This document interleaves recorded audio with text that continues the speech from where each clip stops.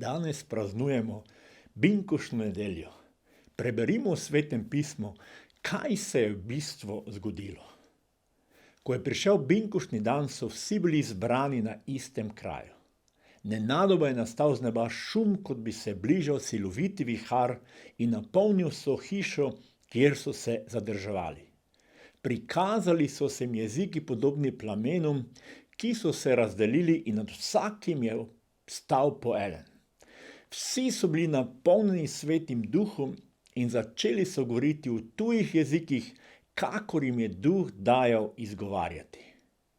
V Jeruzalemu so tedaj prebivali Judje, pobožni možje iz vseh narodov pod nebom.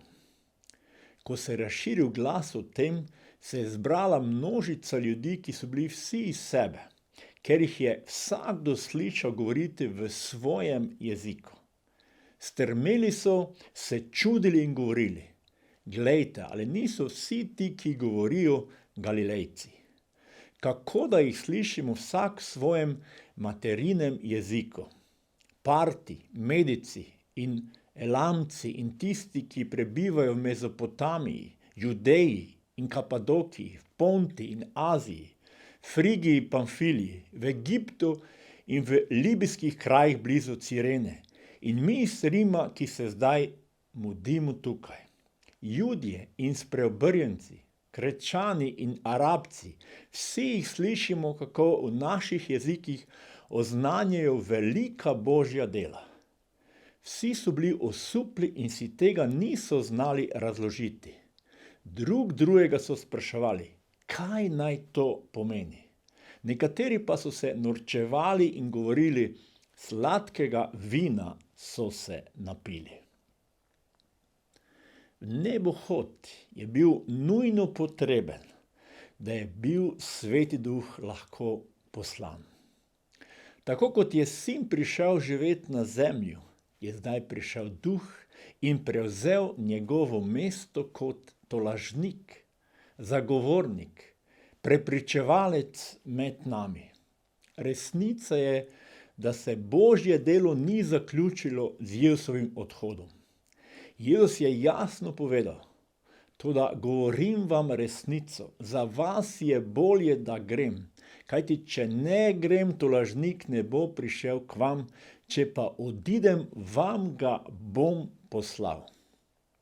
Sveti Duh je prišel kot poslan od Očeta na sinovo prošnjo. S tem mi nimamo nič. To ni naš projekt, to je Božja suverena milost. On počne, kar počne, ker on je, kdo je. Mi ga potrebujemo in on se odziva. Sveti Duh, Parakletos, je naš tolažnik, zagovornik, pomočnik, zastopnik, svetovalec, nekdo, ki je poklican nam v pomoč in podporo. Prve besede, ki so bile kdajkoli rečene o Jezusovem delu na zemlji, so bile besede Janeza Krstnika, njegovega predhodnika. Janez je dejal, da bo ta, ki prihaja, krščeval v Svetem Duhu in ognju.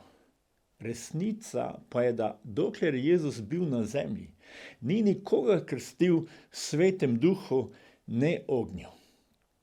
Preden je Jezus odšel v nebo, 10 dni pred binkošti so ga učenci vprašali: Gospod, ali boš v tem času obnovil izraelsko kraljestvo? Bili so na povsem napačni valovni dolžini. Jezus jim je povedal, da čas in datumi niso njihova skrb. Njihova zadolžitev je bila biti priče. Želeli so politično neodvisnost Izraela, toda Jezus jim je rekel, naj čakajo na obljubo Svetega Duha. Na Jezusa so še vedno gledali kot na verjetnega političnega vodjo, drugega Mojzesa. Jezus pa je imel širšo idejo od Izraela. Rekel jim je, naj evangelij ponesejo do koncev sveta. Toda prijeli boste moč, ko bo Sveti Duh prišel nad vas in boste moje priče v Jeruzalemu in po vsej Judeji in Samariji ter do skrajnih mej sveta. To se je izpolnilo na Binkošti, kot smo prebrali v uvodu. Bog je živi Bog. Jezus je vstajenje in življenje. On je vstal iz groba. Toda tisti, ki ga predstavljajo, pogosto ne odsevajo vstalega življenja. Prav tipično je, da se religija pojmuje kot povzetek brezčutne korektnosti. Ne preveč užitka, prosim. Vse mora biti pod kontrolo. Ne dihati. Bog je tukaj.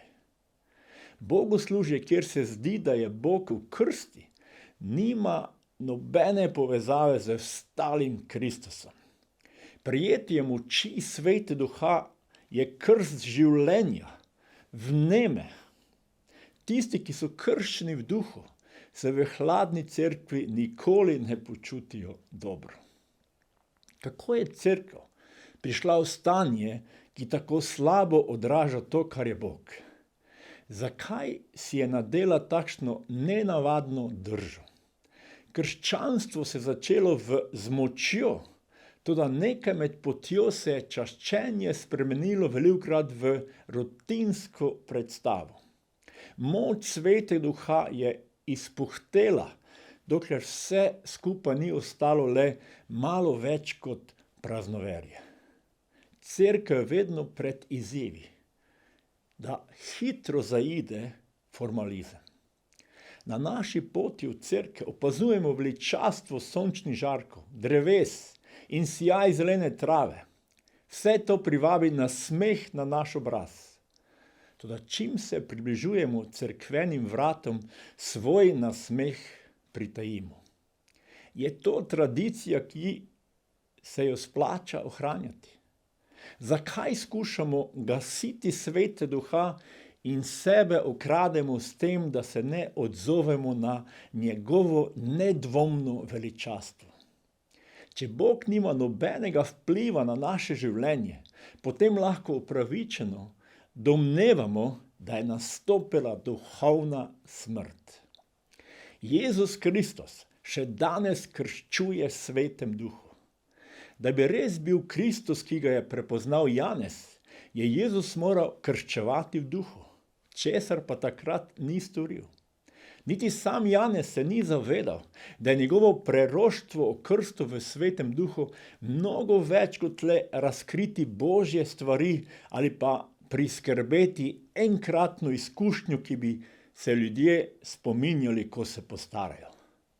Kamorkoli pogledamo, je človeštvo tisočletje živelo utrjeno v vraževerju in tradiciji. Prvi učenci pa so prerasli sebe. Pripravljeni so bili, da izzovejo hudiča, tedanji svet in zgodovino samo. Kristus je odšel k Bogu in kot dokazilo poslal dar Svetega Duha.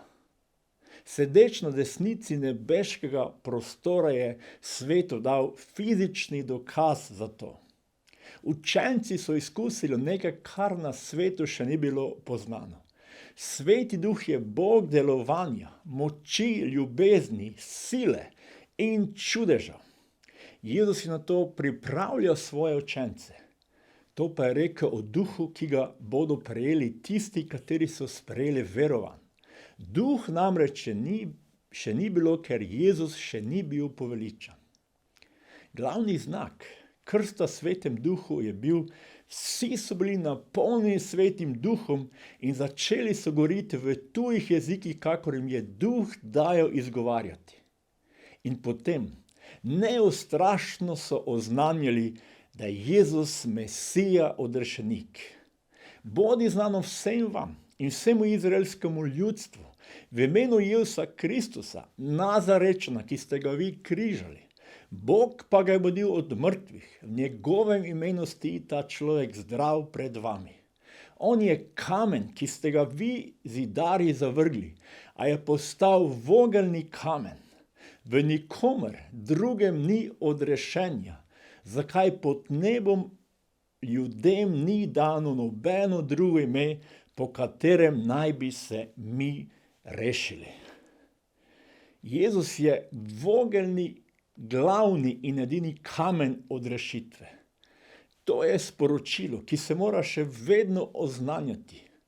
Kot so prvi učenci na in po binkišti pridigali. In zdaj, bratje, vem, da ste ravnali iz nevednosti, prav tako tudi vaši voditelji.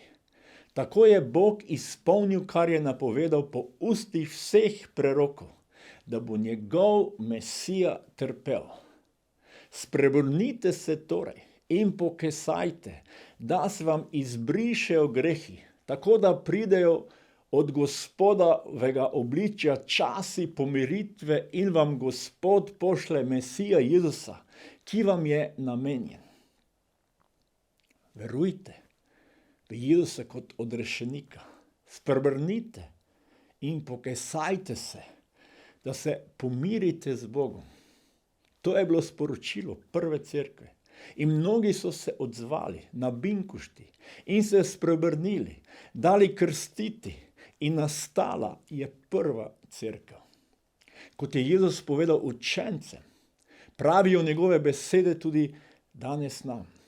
Še veliko vam imam povedati, a zdaj ne morete nositi. Ko pa pride on, duh resnice, vas bo uvedel vso resnico, ker ne bo govoril sam od sebe, temveč bo povedal, kar bo slišal, in oznanjal vam bo prihodne reči. On bo mene poveličal, ker bo iz mojega jemal in vam oznanjal. Vse, kar ima Oče, je moje, zato se vam rekel, iz mojega jemlje in vam bo oznanjal. Bodimo odprti za Božjo besedo in Svetega Duha, da spoznavamo resnico. Kdo je Jezus? Zveličar in odrešenik, ki nas krščuje v Svetem Duhu in ognju.